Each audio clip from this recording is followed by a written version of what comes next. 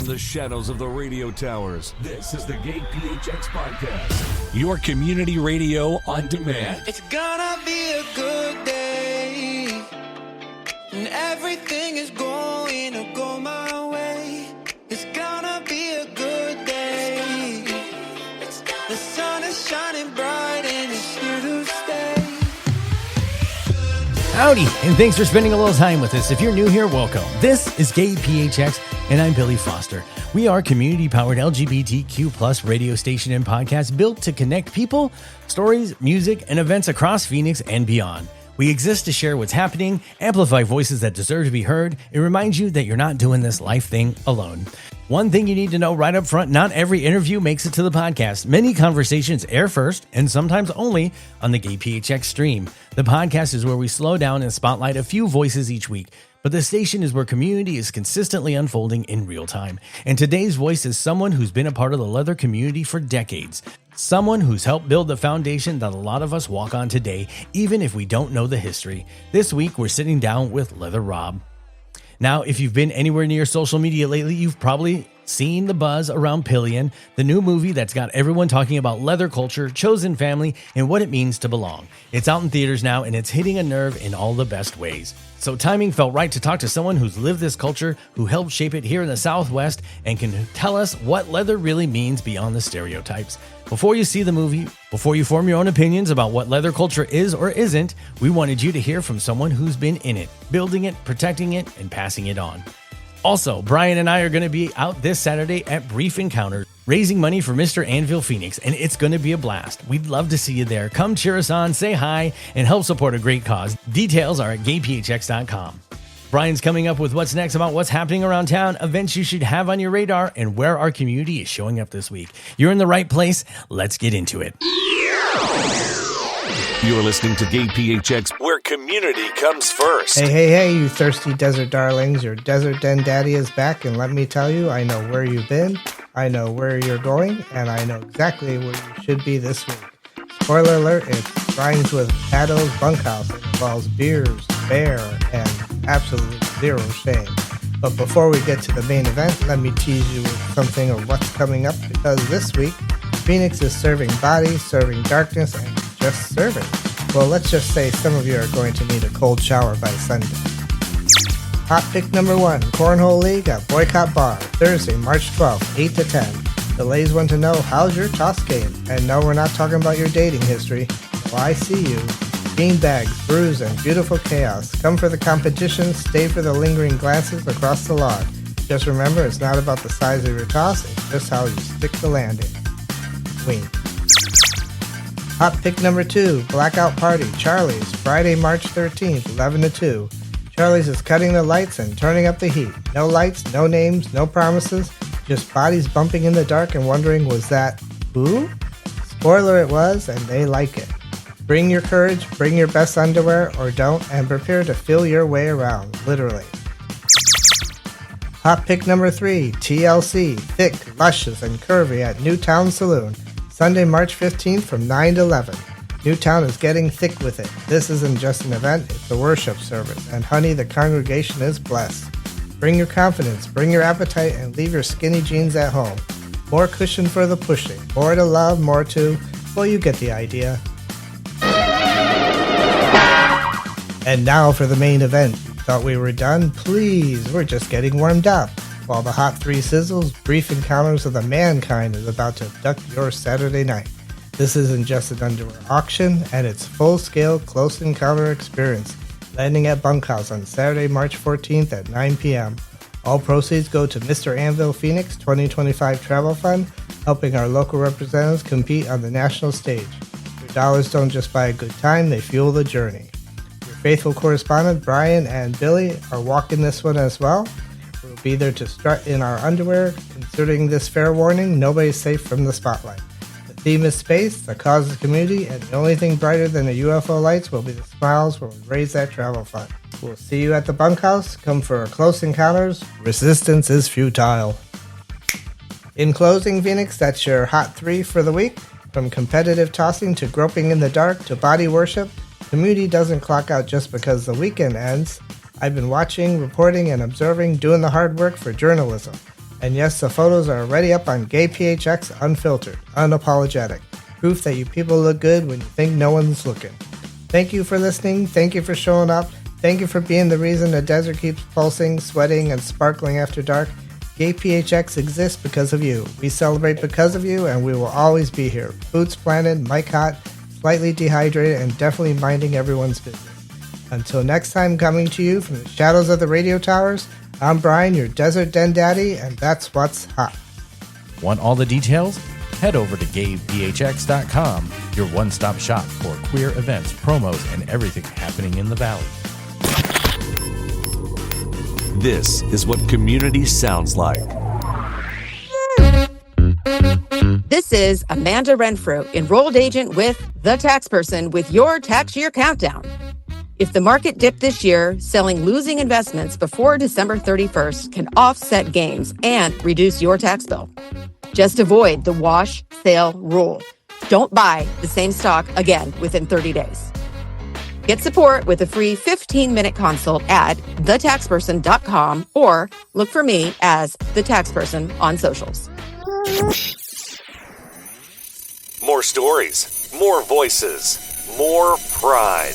You're tuned in to the GayPHX Podcast. Today on GayPHX, you're stepping into a part of queer culture that's older than the dance floor, stronger than rumor, and built on trust, craft, and connection. Leather isn't just an outfit, it's history, it's mentorship, it's community, and sometimes it's the crack of a well-made flogger that reminds you you're alive. Today we're talking about power, consent, artistry, and what it really means to carry leather tradition forward in a modern world. From Palm Springs and beyond, please welcome to the rainbow tinted microphone, Leather Rob. Thank you. Thank you for joining us today. It's so great to have you here and in person, which is a rarity for me. So thank you. Thank you. This is the kind of podcast setup I really prefer, is because you actually get to see one another and you get more of the human experience. So hopefully that translates to the listeners. Yes, and the connection, which I feel like we've had since we've met you. The first time we met you was out here in Palm Springs when the AML did their leather event here at Dick's, I believe. Yes. And ever since we've ran into each other, I was like, we've got to get you on. And finally, here we are. And for those in the community who may not know yet, who is Leather Rob?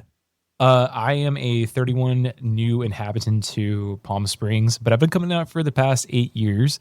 So I've been semi-local over in Lake Elsinore, and prior to that, I've resided in Chino Hills and LA prior. So I'm a SoCal native, little nomad, vagabond who runs around. Excellent. And what was the moment that leather stopped being curiosity and started becoming part of your identity? I would say my journey started a lot younger than I would be more advocative for people to be venturing into, but I've been doing this for 17 years now, going on 18. So people doing the math, that's very early and rare, but that kind of makes you ahead of your time in a certain way, right? Yeah, I would say like back in the day, it wasn't as PC. I definitely come from like a small town where people are a bit more expecting of younger folk, like getting with older folk, which is not the best thing to happen now. I think we understand grooming, and I think the dynamics of consent and just overall, just most subs don't start the way I did anymore, which is good. Yeah, there are paths now where before it was just the Wild West. You just kind of jumped out there and I was for the say, best. For anybody who's watched Queer as Folk, it's very like Justin Taylor and Brian. Yes. And Brian Kinney. So you're known as a flogger. What does that mean to you beyond the tool itself? So I am really into impact play, which is flogging, spanking, caning. So not just flogging. Yeah, there's Causey involved, which is like a forked leather strap, which is pretty fun. I snipped my flare so that way it has a bit more extra bite. Oh. Yeah. Some riding crops too and some other stuff. Over the knee spanking is never bad too. It's a great way to start. It's how most of us start in this curiosity. So how did you get started? I would say pretty early on, I had family that introduced me to who Betty Page was. And being a young person, of course, you weren't going to be interested in the beautiful woman holding the riding crop. You want to know what she does. So on my end, I watched the Notorious Betty Page on IFC, like very young. And I figured out who John Waters was. And IFC pretty much raised me to be a better film critic and overall gave me a very comprehensive sex education, especially with Indie Sex, which was a documentary about BDSM, teenage sex, and taboo.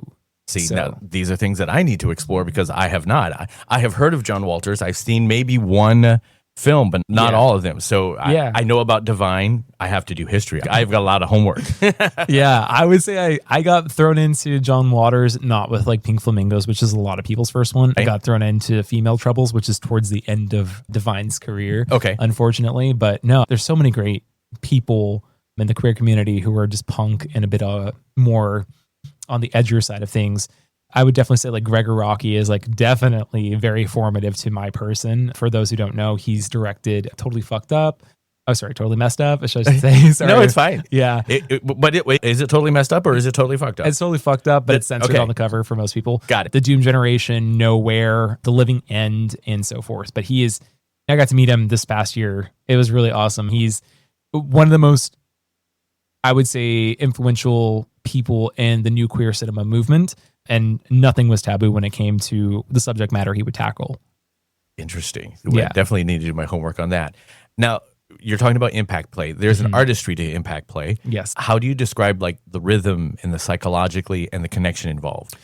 I think that most people who are curious about impact play, they assume that it's all just torture and pain, and it's really not. There is a certain rhythm, like you're saying. I don't know if you can hear this on the, Yes. but yeah, there's like a system of paddling that you go with, or how you swing. It's definitely like playing tennis. Okay. If you're the person who's doing like the flogging, for sure. I mean, there's Is it the same kind of movement? Is it the same kind of workout? or anybody who's done like poi ball. If you I don't know that. So poi ball is what they do in Hawaii or Tahitian or some other places as well in the Polynesian region. Okay. There are two balls on a string that you like move in a rhythmic way. So there is like a flow to it. And a lot of people who do rave stuff, you can see them with the longer LED strand Okay. I like, have seen that. Yes. strings. Yeah. I've they can do been those to too. desert parties, so that I have done. Yeah. Or like the glow balls that are on the strings. You Right. can do those too in the same kind of style. So impact play, I would say for me, the meaning and connection and artistry behind it definitely is rooted in how you cater to the person who is being flogged Okay. or being spanked, etc. Because everybody there is very funny. Because when we were at Anvil recently in Phoenix, when I was there, people were very much hit them harder, and I'm like, that's not the point. Is to hit them hard, but also there's music and people chattering about, so you can't really see what I'm doing up Right. close and personal, which is pretty funny. Because I pulled up a heckler and showed him what with just the basic two floggers I have. There's one that's leather and one that's suede that I use. And the suede one, he was like, this is where I call it. Like, I can't. And I was like, yeah, it's a lot easier when it's just observing rather than Sure. feeling it. And so, were any lessons learned by this heckler? Yes.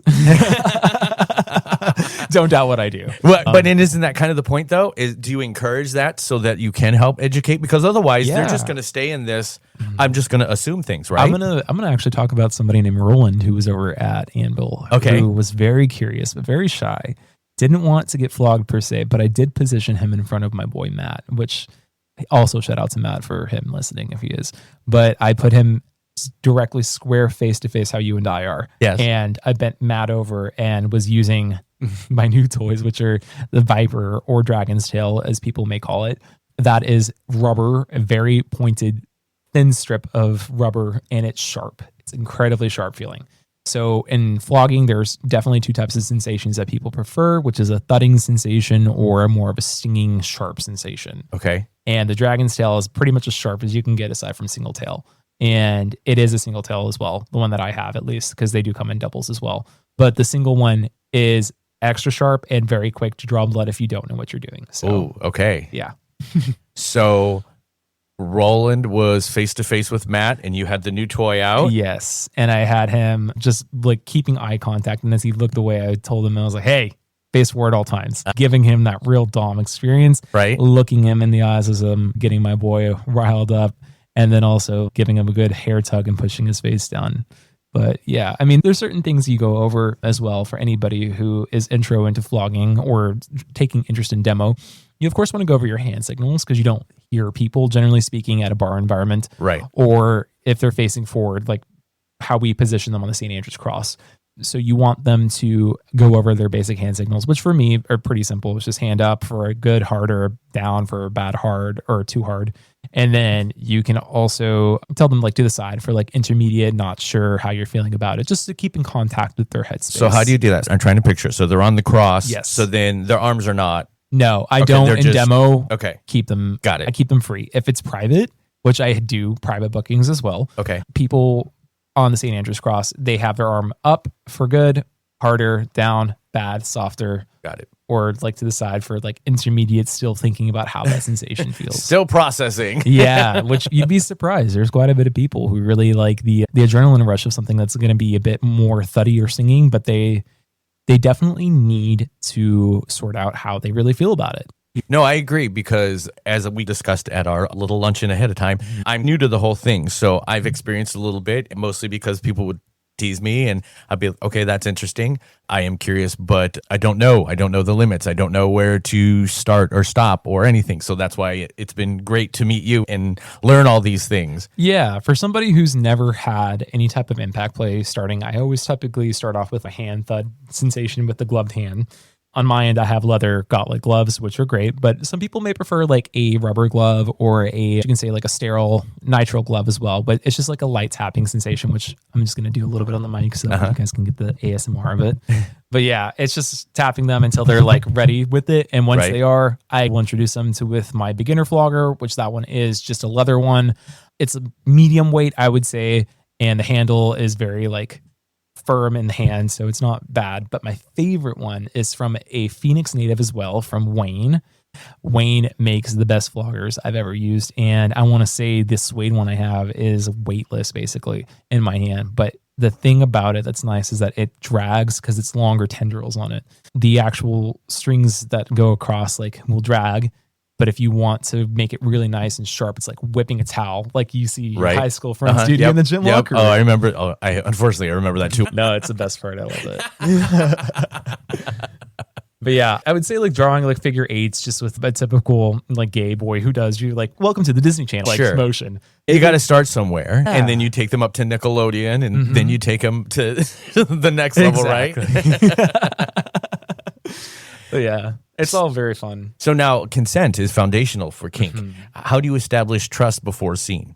Typically speaking, before I take up somebody who I'm demoing with, I ask them a series of questions. Of course, like the hand signal ones I go over, but I also ask, is this your first time that you've had this done?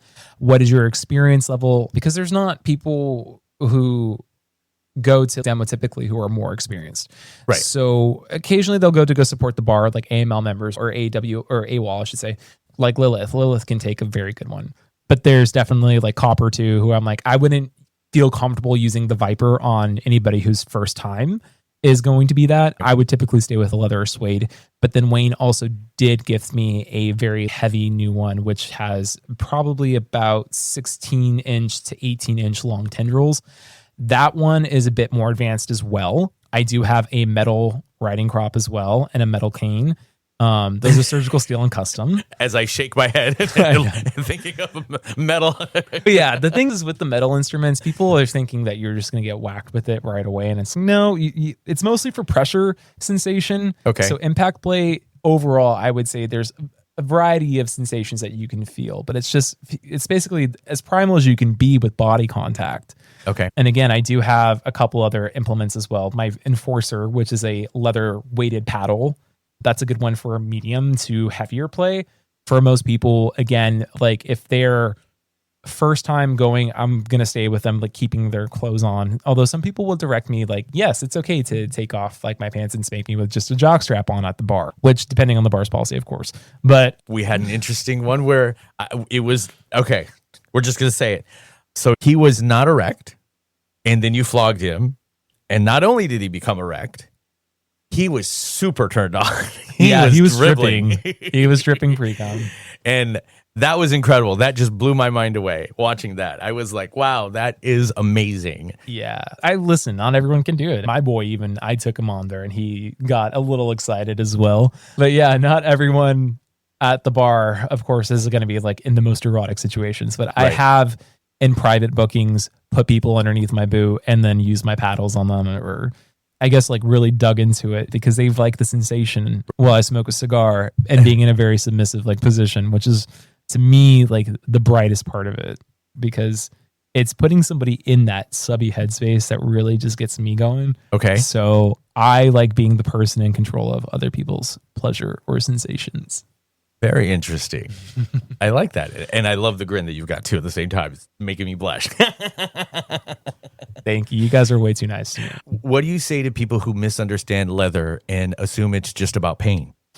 For people who don't understand the history behind leather, I think it's important that you get a good book, either like the Leather Boy 101 handbook, which is so good for people who are curious about entering like a sub headspace. If you're interested in going about like new guard, which is going to be like the newer generation of people coming about like my age, but they typically will just rush into things and think they know what they're doing. But you do need to go Yes. and visit somebody or some club that features BDSM being done by somebody who is tenured. For me, I'm very fortunate because one of my mentors out in Phoenix is Eric, and he's very well respected. He's got a number of subs and hundreds of digits. Like he numbers his subs. Wow. Which I'm very jealous of. He and his puppy Zoe have an amazing playroom. And I think for people who are on the more curious end of stuff, like the best thing that you can do aside from just going to events where leather is featured, I would say do your supplemental reading, get in familiar context of like people like Betty Page or Tom of Finland, or even just listening to a podcast like Mr. Christopher and Pup Amps, What's the Safe Word? Like there's a lot there for people. I think that the misconception that it's just strictly about pain is a big one. I think many people have desires that they are just too ashamed to admit that they may have. That's beyond just like the normal vanilla bedroom stuff. Sure. Don't get me wrong. Like I think everybody enjoys the regular stuff, but why not add a little bit extra spice where you can? Yeah. But a lot of people like vanilla. A lot of people like more than vanilla. Yeah. Those are my friends. Come sit with me. The ones that beyond the vanilla. Yeah. So I would say for anybody who's, again, trying to get started, do your supplemental reading, find a podcast like What's the Safe Word, or you can start even consulting with people on FetLife. If you're really trying to make that kind of social connection, I think that out here, PSLOD does an amazing job, which is Palm Springs Leather Order of the Desert. They have some amazing resources for people who are starting out.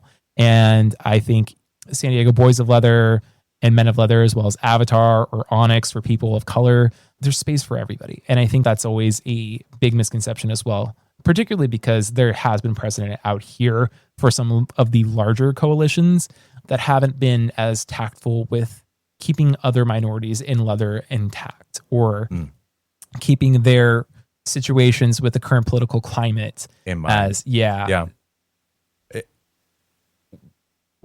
So we're in the information age. We're also in the disinformation age. Yes.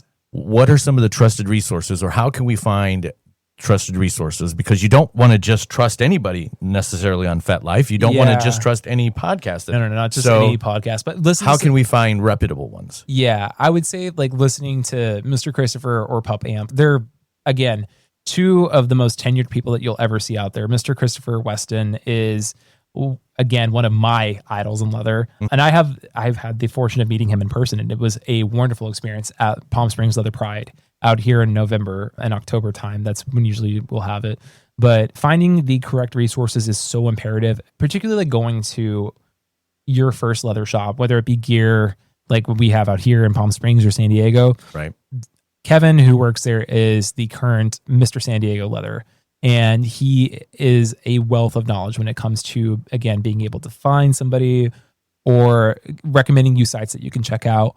I think that for most people, they seek it out in the new guard fashion of where sometimes they don't go about it in the most savory way. They just dive head first. But that's for a lot of people a big mistake, because if you just go about it to anybody who claims that they're a dom but doesn't actually understand like consent or limits or boundaries or just basically like human autonomy, they can really put you in a negative headspace. It can discourage you from exploring this side of the community further. And I really think that for a majority of like leather shops now, they have a good amount of resources that they can put you in contact with if you're curious, or you can always check out your local leather clubs resources links on their club pages. And speaking of leather clubs, it seems like Palm Springs has a really strong leather presence. What makes this community so unique? I would say the Palm Springs leather community is integral to its identity. We've got a very long history of men from the barracks back when it was Wolf's Den, Right. or you could even say for Toolshed or Dick's, which used to be Eagle 501 back in the day when I started coming out here. But the people out here are amazing. I have to say, Honey Davenport, the current Mr. Palm Springs, is representing the community to the best caliber of their ability. I'm good friends with Ryan Sebastian, who is a former Leatherman as well, or Mr. Palm Springs, I should say, as well. And Drew Kramer, they both are local staples that you would want to be in contact with. They work very different jobs, and the people out here, I think, really put such an emphasis on uniting their community. I would say Peaker, who's as well part of Onyx, he frequents a lot of the Toolshed events, and I've been very fortunate to see him around from LA and out here.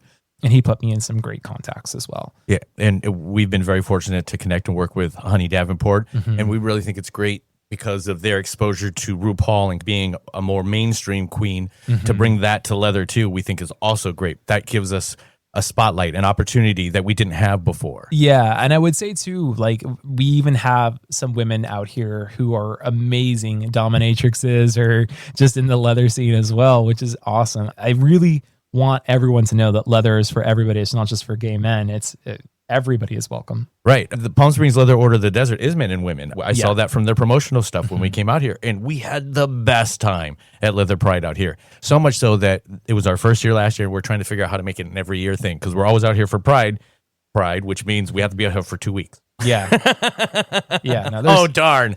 No, I know. And there are some bigger community staples that I'm missing as well. And I'm sorry, I can't just include everybody in conversation off the top of my head. Right. But the ones that I do know, wow, they really can teach you everything you've ever wanted to know about leather. Now, has leather taught you anything about yourself that surprised you?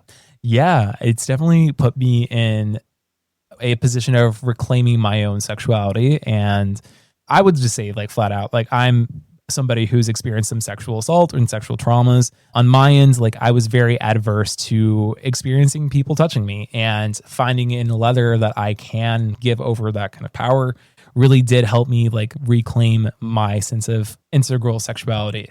And it really helped me synchronize with my partners at the time, and coming back to where I am now. Like, my current boyfriend is my sub as well.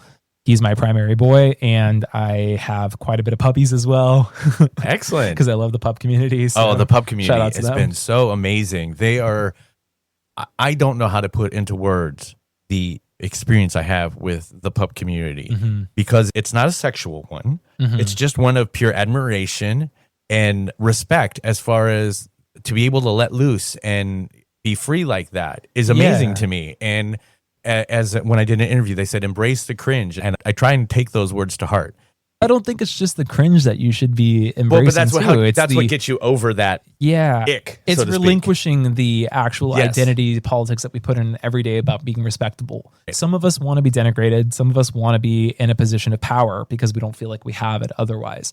So on my end, like, BDSM has really been the staple in my life that has allowed me to really be authentic. And maybe for somebody who's like a younger kid who sees like RuPaul's Drag Race, they see that they find themselves identifying with that. On my end, I didn't always immediately gravitate towards the mainstream queer media. I was always a bit more like punk rock, listening to the Sex Pistols from Courtney Love and everything else in between that's heavy metal and gothic. I was always the outcast of the outcasts, so to speak. So I was on that edge, the fringe edge of whatever it is that I was a part of for whatever reason. And I never meant to be. I just always was. Yeah, finding your people who are a bit more gritty. Because again, like, I think right now, as we're regressing in politics and the viewpoints that we have towards the queer club scene and bar scene, you can see that people are just starting to make themselves wilt in a way that we haven't seen in a very long time. So it's good to see people be so authentically brave to be themselves. And on mine, again, like, leather has really made me come to terms with like my own traumas, and also made me confront the things that I was afraid of embracing about myself. Right. Now, speaking of this, queer spaces are shifting and shrinking. How important are leather spaces? I mean, they're some of the most important, I would say, because again, like we're mainstreaming, which is wonderful. I want to see people feel included, welcome, and like they can inhabit a space, but it is just as important to have queer only spaces. And I would say too, like for the leather community out here, we're so fortunate that we have 2 bars where some towns may only have 1. Right. And we also do have 541, which is the local club, if you know what you know. Oh, yes. Yeah. We talk about the club and how it's our favorite spot. So Yeah. our one really listeners are aware. Or CCBC. Big shout out to CCBC. CCBC, yes. Especially during IBC weekend. Yeah. Oh, I can't even imagine what the pool parties over there for Heat Wave are going to be like.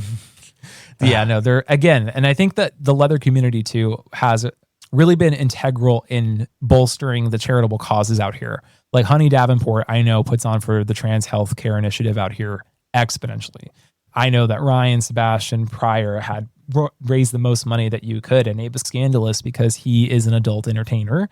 And as much as some of the people prior don't want to admit this, it was not always a welcome space to be inhabiting the adult entertainment industry and leather, which is, in my mind, like crazy to say because Wait, what? I know it was frowned upon when he took initiative to be a great Mr. Palm Springs, and he raised the most money that we possibly. I can't say for sure like the most, but he did raise quite a bit of money. Okay. So let me fact check myself before I get in trouble. But he did raise quite a bit of money and raise awareness for the bars out here and for causes for HIV/AIDS testing. DAP is always been such an integral part out here in Palm Springs, which is the Desert AIDS Project for those of you who may not know. And they really provide like community service for testing and HIV/AIDS prevention.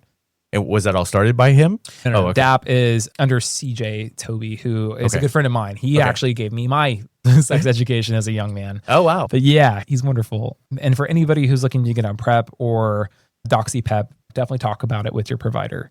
Right. Oh, yeah, definitely. Yeah. Back in Phoenix, we have a Ripple PHX, which goes around and educates and has every Thursday. Now, what advice would you give someone who's drawn to kink but is nervous about stepping into the community? I'll give you a little bit of one for me. On my personal interest in kink, like I came out, I would say fairly young, but as I stepped into the community a bit by bit more, because I've always been in the background a bit more lurking than participating up until recently.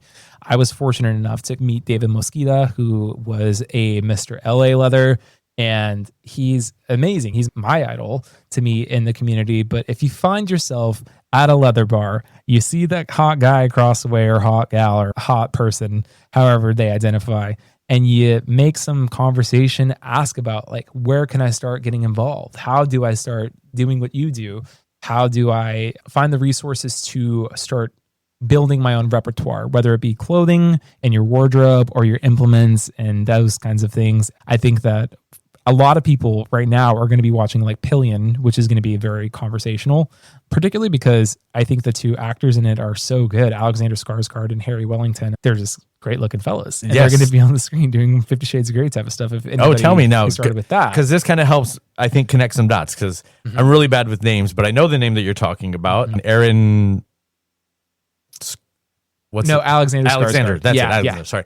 No, you're fine. Yes. Because he's been seen in lots of like leather shoots. Is this for this show that you're talking about? Yes, that's going to be for Pillion, which was featured in select theaters up until I think the 24th of this month. It will be. So is it a movie? Yes. Okay. Pillion is I think a great way for people to observe motorcycle culture, which is where leather starts from. We have the Satyrs out here in LA, which is the oldest motorcycle club and one of the first leather clubs that I would say for gay men was available. And again, our history, part of our integral history that we need to know. These are things, because we're not taught gay history in school. No.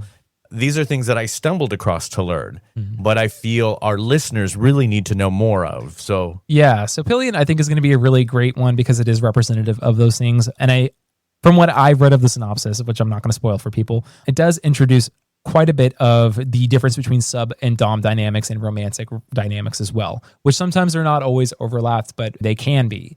I've been very fortunate to say again right now that my current relationship is overlapped with that. And I would say some of my prior relationships haven't always been. I can understand that. Yeah. As a divorcee, I can also understand when you think that there's love there and things change. But anyways, what does power mean to you? Power to me is really understanding that your authenticity is the integral part of your person. And it's just so awesome to be able to step into it for me, because as somebody who grew up in rather harsh conditions and a very restrictive and repressive Catholic household, I was able to really take the reins on how I curated my image, also learning the things that I have through the people in the community that have mentored me. I've been, again, very fortunate to have some amazing mentors, but I definitely have to look back and recognize the unsavory aspects of my journey in leather and coming to terms with that kind of trauma. Right. Because again, like when you're lacking that kind of supervision from somebody who's in a paternal position, you're not always subjugated to care. So on my end, I try to, when I have a sub, really pass the baton and understanding, like, if you want to continue the path of being a sub or eventually become a sir or a dom or master, which there's definitely things that you can do to that path. If in regards to old guard, there's work to be done. And it's important for, I think, most doms to really understand, if you're not taking on the role of a sub or a bottom to begin with, you really are missing out on the key elements of understanding and connecting with some of them. I can agree with that if you, I'm not saying that you have to experience it wholeheartedly, so to speak, but you have to have some sort of understanding, some sort of apprehension. Yeah. And if you don't, I don't see how you make that connection completely. Yeah. On my end, I was started by my first sir in a position of power. And then my second one, it was more so being a sub. And on my end, I realized that what I prefer is being in the position of a dom. And right now I currently am a sir. I'm not yet at master's cap level, but I am doing the hard work that it takes to get there, which entails like doing a lot of things for your community. And I think that, again, like putting yourself out there in the forefront, meaning that you're no longer just being behind the scenes or being the person who's too ashamed to admit that this is the journey that you want to explore. Taking the initiative to show up and educate yourself and talk to the people who are instrumental in making your community the way that it is. That's excellent. That's very key. It's much from putting it my point of view, because I felt like, as I talked about in lunch, before I came and experienced things with the community, I was not part of the community. And now I've tried to change that, and I've tried to help be a part of the community and help make things happen. And I have a better understanding, and I understand that connection better too. Yeah. And I think the other part of, I'm sorry, I'm going to circle back a bit, but when you're talking about like understanding that it's more than just pain that brings this community to what it is, that there is so much spaces that allow for you to explore your desires in an uninhibited way, where whether it be disassociating from your corporate job and doing puppy play, or being somebody who likes breath control, or have your nipples played with, or you happen to be in a position where you're more extreme kinks, in a position of denigration, perhaps, you want to have someone piss on you. You never know. Right. I think every flavor of kink and BDSM is valid. Some of myself, I have to check in and be like, what about this don't I find respectable? Right. And if I find something that I don't want to engage in, but I always have to keep in mind, regression for some people looks different, and how they process trauma is different. And the wonderful thing about the BDSM community too is that it allows you to process those things in an active way that's role-playing and safe if you're with somebody who understands what they're doing. Right. How do you keep your own fire alive, creatively, sexually, spiritually? On my end, I'm incredibly passionate about being part of the community and showing up to events, and being so openly queer, I think, is so important in my own journey. Again, I come from a rather Catholic family that wasn't always embracing of my identity. And I've been so fortunate to start shedding the traumas that left me with, and really stepping into the sense of power that I get when I put on leather. There's something about it that when you put it on and you feel it against your skin, it's so innate to change how you look. I think you've seen the way that I look at people when yes. I'm actually very happy with them. Yes. There is a certain glow, I'll say, about you when you are in your leather blues and in your moment. It was a beautiful sight. That's just the only words that I can say. And it's amazing. And that's why I wanted to have this conversation, because seeing you radiate shows me that this is something that you are into, that you love, that you care about. And that's the kind of passion that I wanted to bring to the mic get people to understand that it's not just kink, it's not just this, that there's more to it than that. Yeah. There is deepness there. Yes, I think for a lot of people, especially the elders in the community, which I really cannot emphasize enough, is so important that you address them and notice them and talk to them at a gay bar if you're a younger person or just somebody who hasn't seen a lot of representation for yourself. You talk to these people and you understand alternative sexuality was a way around HIV/AIDS impacting some people's lives. So BDSM, I think, is an important thing for so many people from the 80s who had seen these things take place and still wanting to have a sex life and still feel like they can have passion. And I think more so now than ever, again, like the younger guard that we have coming in really needs to take some initiative to talk to these people. They can teach you how to better your own form, your own technique. They can give you direction or gift you with something that you may not have had. Like for me, Wayne, who is again a person in Phoenix, he's amazing leather craftsman. I can't do what he does. I wish I could. But yeah, Wayne makes amazing floggers and they're beautiful. And I don't even know anything about flogging, but I've seen them and I'm like, wow, these are really cool. Yeah. And I've been so fortunate that he's gifted me some. And for me, most of my leather has been gifted to me. So it has a meaning. It has a history. It's been passed down. It's not something that I went out and bought myself. But if you have the means to, by all means, but treat it with care. Learn how to do it correctly. Ask people who have done what you want to do, how they go about it and where to improve. Now, you're talking about the new guard coming in, so to speak. Where do you see the leather community heading in the next 5 years? Also considering our current political situation. It's funny because as somebody who's a native Angelino from Los Angeles, I love seeing the Latin community really come out and represent the way that they have. I will say that there is a older, more established guard that has been there that has been less than welcoming to some of the trans people or people of color, which is unfortunate. But right. I really that they still throw it in the face of the people who are criticizing it to be like, make your own then. Guess what? We started to have. Right. We see Mr. Incuardo, who just took his first title.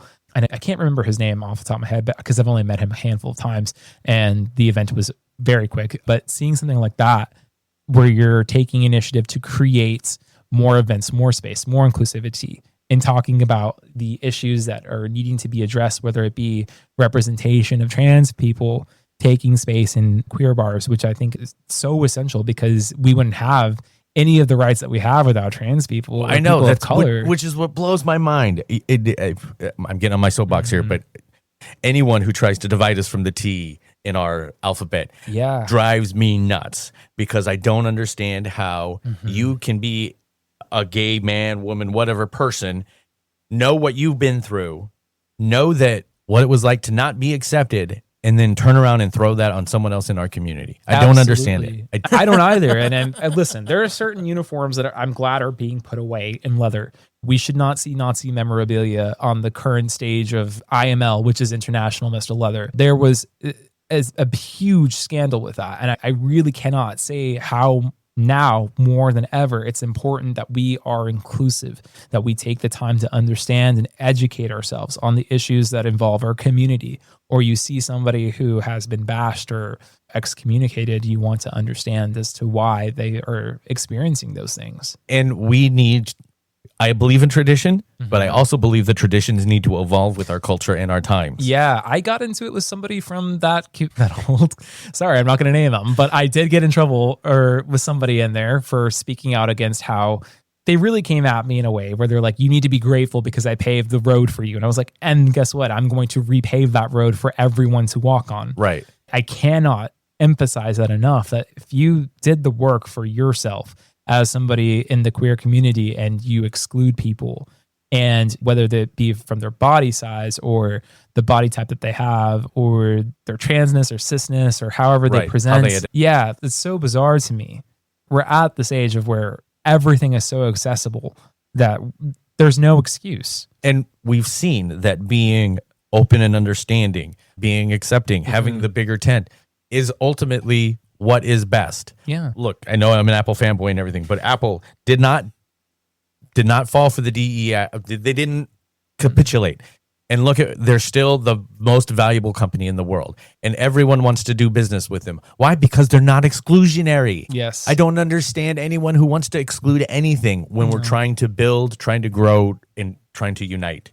Again, getting on that soapbox. I apologize. No, you're great. I think it's important to talk about it. Yeah. Back to someone who's interested in exploring impact play. What's the very first thing that they should educate themselves on? I think the most important thing for people to recognize is their own boundaries and also communication. Those are so important when you're getting into any type of BDSM. You'll never know immediately until you start addressing it and understanding if you have any past traumas or injuries or anything else in your life that may be long lasting on yourself. Your psyche is the first thing that you should be concerned with.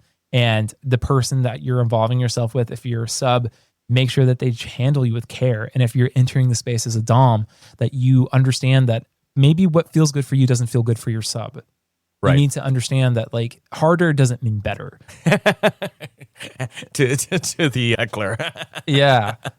Especially too, because and it's not like Hollywood. I often talk. It's not like you go to the bar and you see a sir and you're just like, oh, and then you instantly connect and everybody knows everything about each other and you just go have fun. That's not how it happens. no.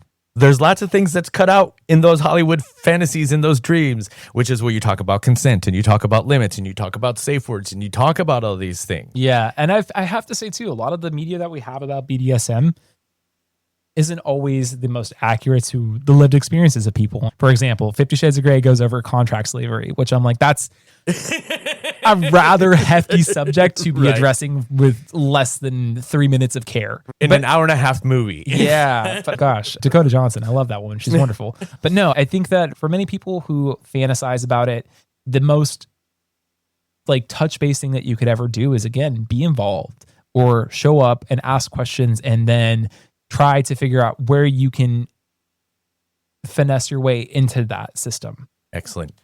How can listeners follow you and keep up with what you're doing online? You can find me on Instagram at LTHR_ROB.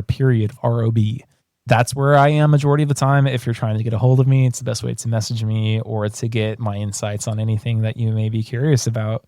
And for events that I have, nothing too much, but I may make my way back out to Phoenix for the title of Mr. Anvil for the people that are going to be out there. Yes. I may be there as a spectator.